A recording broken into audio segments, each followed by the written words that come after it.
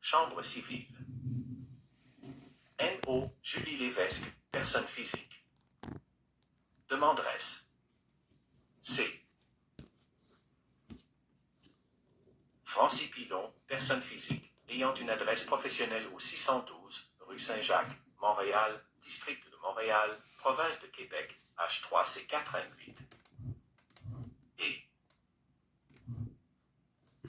Mediacme INC, personne morale, domiciliée au 612, rue Saint-Jacques, Montréal, district de Montréal, province de Québec, H3C4N8.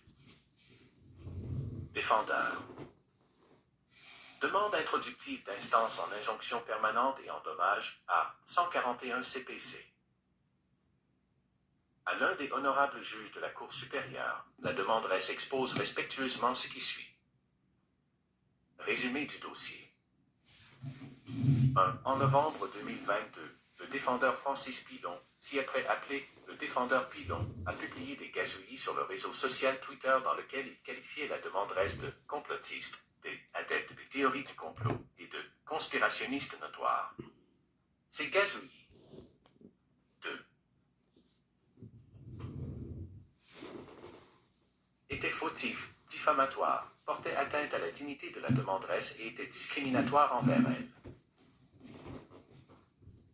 2. En mars 2023, le défendeur Pilon a publié dans le Journal de Montréal, propriété de la défendresse Média QMI ANC, ci-après appelée la défendresse QMI, un article comprenant plusieurs passages fautifs, diffamatoires, portant atteinte à la dignité de la demanderesse et discriminatoires envers elle. Dans cet article, le défendeur Pilon traitait encore une fois la demanderesse de complotiste. 3. En application de l'article 1 alinéa 3 du Code de procédure civile, la demanderesse a essayé, par la signification d'un avis en vertu de la loi sur la presse comprenant une mise en demeure, de s'entendre avec les défendeurs afin d'en arriver à un règlement à l'amiable du présent dossier, mais sans succès. 4. Compte tenu de ce qui précède, la demanderesse n'a d'autre choix que demander à cette honorable Cour de condamner les défendeurs solidairement à lui payer une somme de 40 000 $ en dommages compensatoires et une somme de 10 000 $ en dommages punitifs en plus d'autres ordonnances de nature injonctive, vu les diverses fautes et illégalités commises par les défendeurs à son endroit, le tout tel que détaillé dans la présente demande introductive d'instance. Les parties. 5. La demanderesse est titulaire d'un certificat en journalisme de l'Université du Québec à Montréal et est journaliste indépendante depuis 2009.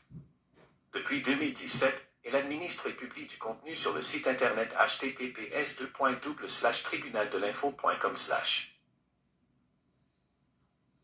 6. Le défendeur Pilon est un journaliste professionnel membre de la Fédération professionnelle des journalistes du Québec, le tout tel qu'il appert d'une capture d'écran du répertoire en ligne des membres de la Fédération professionnelle des journalistes du Québec, déposé au soutien des présentes sous la cote pièce P1.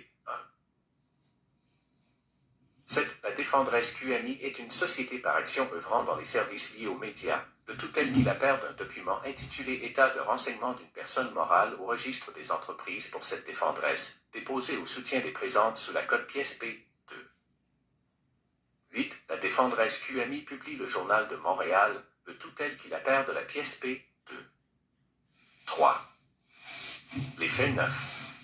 Depuis 2009, la demanderesse est journaliste indépendante, 10. Depuis 2017, la demanderesse administre et publie du contenu sur le site internet https://tribunaldelinfo.com/11.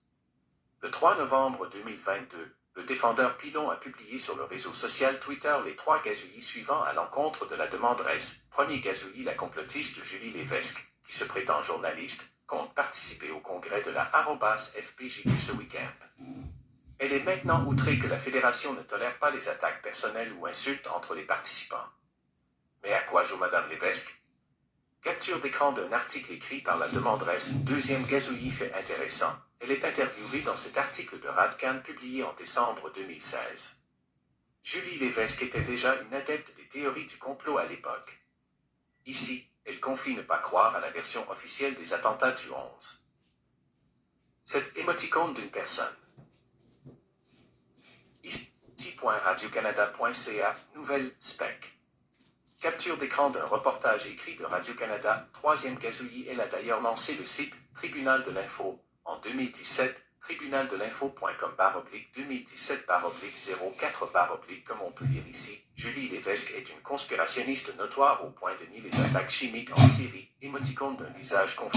Capture d'écran d'un article écrit par la demanderesse. Mais soulignement. 4. Le tout tel qu'il a paire de 3 gazouillis publiés par le défendeur Pilon sur le réseau social Twitter le 3 novembre 2022, déposé en liasse au soutien des présentes sous la cote PSP 3. 12. Suite à la publication de ces gazouillis, la demanderesse a fait une demande d'entrevue au défendeur Pilon afin de comprendre pourquoi le dit défendeur l'attaquait avec autant de virulence avec des termes aussi diffamatoires que complotiste et conspirationniste. 13. Le défendeur Pilon n'a jamais répondu à la demande d'entrevue de la demanderesse. 14. Le 16 mars 2023 à 13h27, le défendeur Pilon a envoyé un courriel à la demanderesse qui contenait le message suivant. Bonjour Madame Lévesque. Je suis journaliste pour le Journal de Montréal. Nous préparons un article par rapport au dossier en PJ où vous avez été reconnu coupable lundi pour avoir refusé de porter un masque à l'intérieur d'un bus. Aimeriez-vous réagir à votre condamnation? Notre article sera publié d'ici 16 heures. Merci et bonne journée.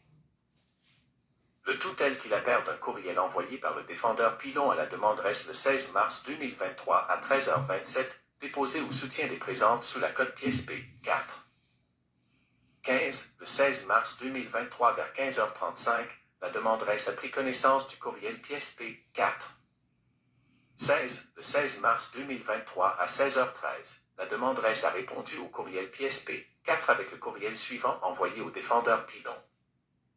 Monsieur Pilon,